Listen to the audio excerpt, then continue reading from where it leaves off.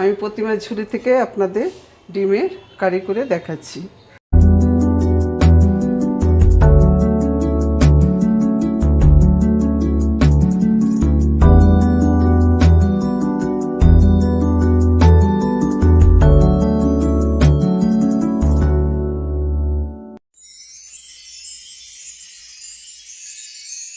এই যে ডিমটা সেদ্ধ করে ছুলে নুন হলুদ মাখিয়ে নিয়েছি।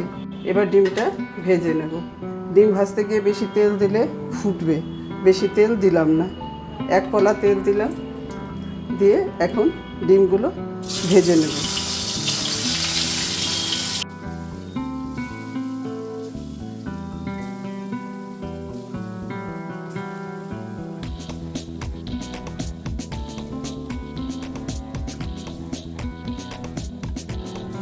এখানে আমার 8টা ডিম আছে।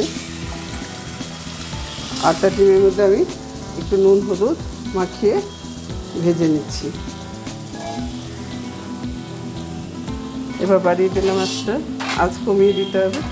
এবার ঢাকনা দিয়ে দেবো, যে ফাটে যদি ঢাকনা দিয়ে দিলাম। 1 পিঠ হোক, তারপর আরেক পিঠ ভেজে তারপরে তরকারিটা বসাবো। আমার ভেজে নামিয়ে ফেলেছি। এই যে ডিমগুলো ভাজা হয়ে গেছে। এবার আমি তরকারিটা বসাবো। এখানে আমি তেল দিয়ে দেব, 2 পলা তেল দিলাম। তারপর একটু ফোড়ন দেব।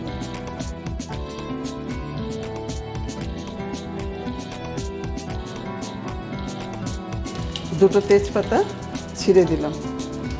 এই 2টো তেজপাতা ছিঁড়ে দিলাম। এখন এই তেলটার মধ্যে আঁচটা কমিয়ে দিলাম। এই তেলটার মধ্যে একটু চিনি দিয়ে দেব, কালার হবে ভালো। আর এই যে হাফ টমেটো এখানে একটু তেলের মধ্যে দিয়ে দিলাম। চিনির সাথে টমেটোটা দিলাম, কালারটা খুব ভালো হবে।